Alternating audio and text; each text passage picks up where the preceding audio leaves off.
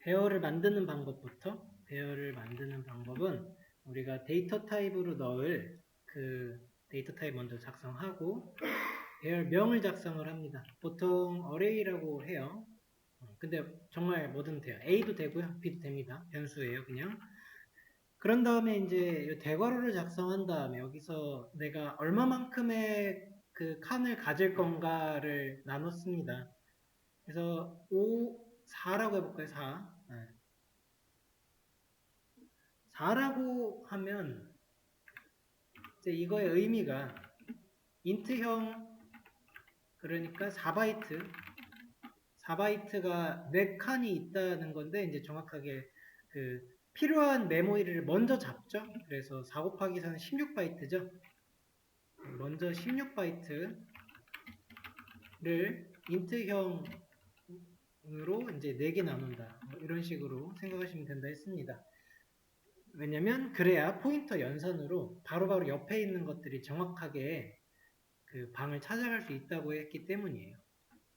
그렇게 둘, 셋 됐을 때 이게 어레이라고 하면 이 방 번호가 이제 0, 1, 2, 3, 4가 되고요. 그 다음에 포인터 변수의 그 문법으로서 얘를 가리킬 때 이제 플러스 1을 하면 그게 요 방을 가리키고 플러스 2를 하면 이 방을 가리키는 식으로 우리가 이제 그 배열에 대한 것을 이제 접근하는 거에 대한 것 때문에 이제 개념을 이런 식으로 가져가시는 게 좋았습니다.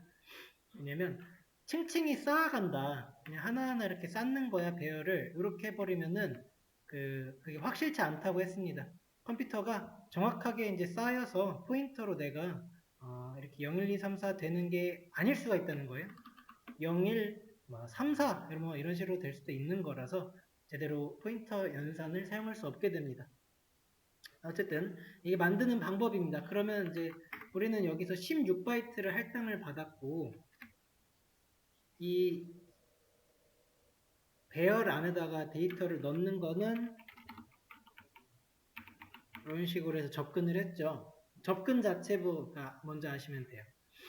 만들고 그 다음에 접근하는 거. 이런 방법이 있었습니다. 그래서 2, 3 하고 이런 데다가는 데이터들이 이제 들어가면은 이게 접근하는 거였죠. 그러니까 여러분들 접근과 그 다음에 저장하는 거 그걸 한 거예요. 그런데 이제 접근 방법이 두 가지가 있었습니다. 이게 배열 문법이었고요. 또 다른 방법은 이것도 있다고 했었죠.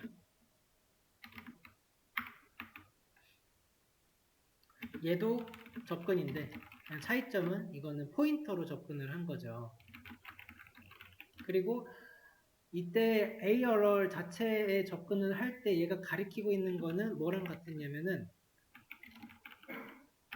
0번째 가리키는 거랑 똑같았습니다. 그래서 ARR을 포인터 변수로 이렇게 1을 더한 값에다가 6을 넣는다 하면은 얘는 뭐랑 같은 거였냐면 ARR을 1번이랑 들어가는 거였어요. 그러면은 이 지식들 가지고 위에 있는 것들을 한번 풀어봅시다. 자, 숫자를 입력을 받아야 된대요. 입력받는 거 스캔F인데 10번 동안 반복해서 받네요. 10개가 필요한 거예요. 그러니까 우리가 가장 먼저는 배열을 얼만큼 할당하지입니다. 데이터 효율이라고 하니까 우리가 필요한 만큼만 데이터 할당받으면 되겠죠. 그래서 int 10개 받아보도록 합시다. 숫자 10개니까. 그런 다음에 scanf라고 하는 함수를 통해서 우리가 정수를 받을 수 있겠고 정수를 받을 때 여기서 줘야 되는 게 scanf한테 줘야 되는 인자가 주소값을 줘야죠. 그래야지 레퍼런스를 주니까. 그러면은 어레이의 주소값을 줘야 돼요. 여기 방법이 좀 있어요. 그래서 좀 보면은 자, 요렇게 하면은 어떻게 될까요? 요렇게 하면은 주소값을 준 거예요. 배열이 자체가 주소값이거든요. 이렇게 줄 수도 있고, 아니면은 또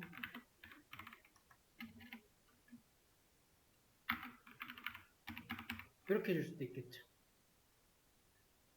이 두 개가 같아요. 계속 이게 배열에 접근하는 방법이 여러 가지다 보니까 그거를 계속 활용하는 걸로 가면은 내내 그거 가지고 우리가 봐줘야 됩니다. 그러면은 여기서 1번 해서 2, 3, 4, 5 이런 식으로 갈 수도 있겠네요. 얘는 이제 이걸로 들어가려면은 포인터 변수로 들어가려면은 이제 이런 식으로 가면 되겠네요. 처음 거는 0이니까 0번째고 두 번째 거부터.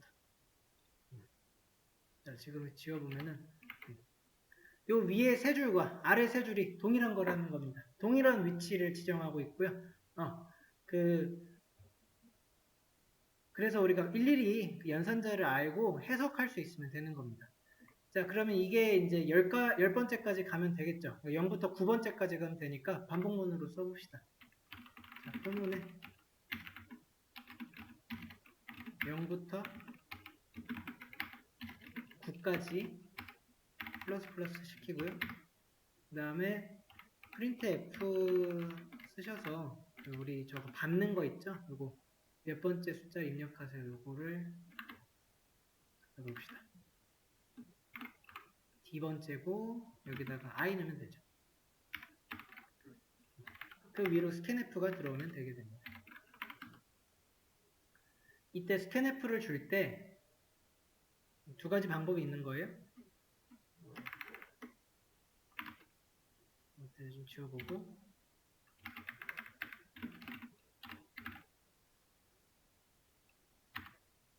이렇게 두 개의 방법이 있는 겁니다. 좀 더 간단한 뭐랄까 더 보기 좋은 우선은 여기서는 그거였죠. 그 포인터 문법을 사용하는 거 금지였어요. 그러니까 우선 요거는 주석 처리를 해줍시다. 배열 문법으로 간다면 이렇게 가야 돼요. 얘가 입력을 받는 그런 코드가 되겠습니다. 그래서 지금 0번째네요. 요거는 좀 고쳐줘야 되겠고 입력을 하나씩 받고 있습니다. 그리고 이제 9번째, 그러니까 총 10개의 문자를 받았으면은 일단 끝나는 거예요. 포문이 제대로 이루어지고 있는 거를 확인을 했고 여기 몇 번째 숫자는 이렇게만 주면 되겠죠? 여기다 1 더해주시면 되겠고 그 다음에 그 뒤로 또 이제 출력해주는 거 몇 번째 받은 입력 숫자 해서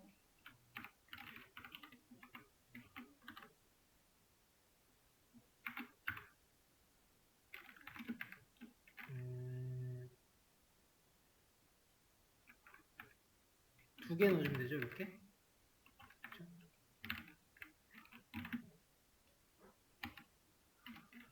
I 플러스 1번째 넣고 그 다음 빼줘야 될 거는 요거만 빼주면 되죠. 이렇게 빼주면 되겠네. 됐나요? 될 겁니다. 된 것 같아요.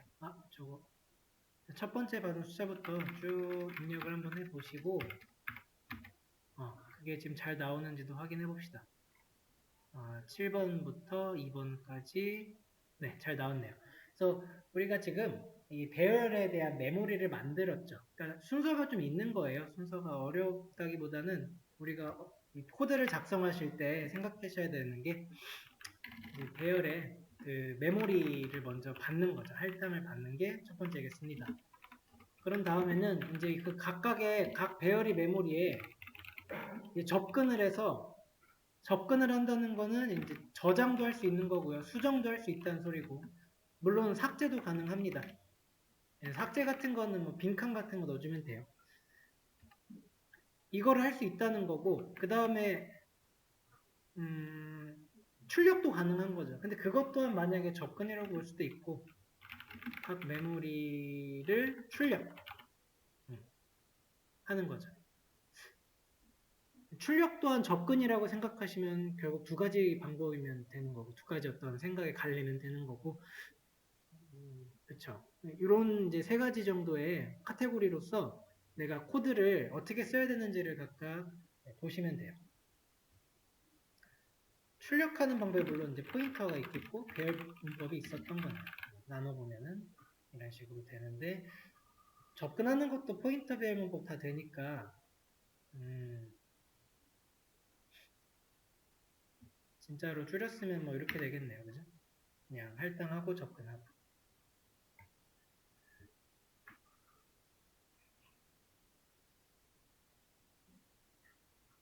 네, 그러면 두 번째 것도 한번 보죠. 이거는 이제 배열문법 사용을 금지시킨 거니까 그것만 갖고 오면 되겠죠. 여기서 배열문법 사용을 금지를 하는 동일한 문제로 풀어본다면 얘가 아닌 이 친구가 살면 되죠.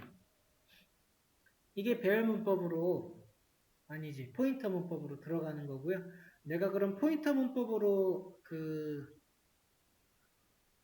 접근을 하려면 어떻게 써야 될까요?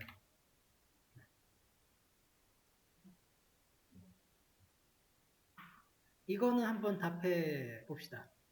자, 잘 넣었죠? 잘 찾아가서 넣었어요. 여기. 그러면은 이제 출력하는 거. 포인터 문법으로. 요거 어떻게 쓰면 될까요? 그쵸. 별에 남자. 별 기억나세요? 별.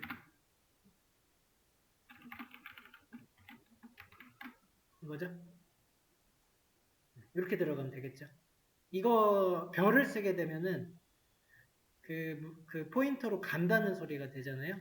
가가지고 그 안에 있는 참조된 주소값을 가져오겠다.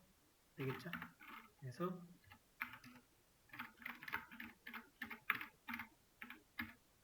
잘 되는 거를 보실 수가 있습니다. 3에서 5까지 3에서 5, 2.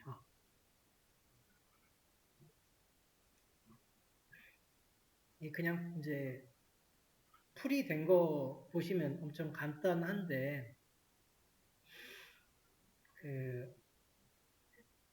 좀 그림을 그려가시면서 데이터에 접근을 어떻게 한 건지 그거를 이해하시는 게 중요한 문제였습니다.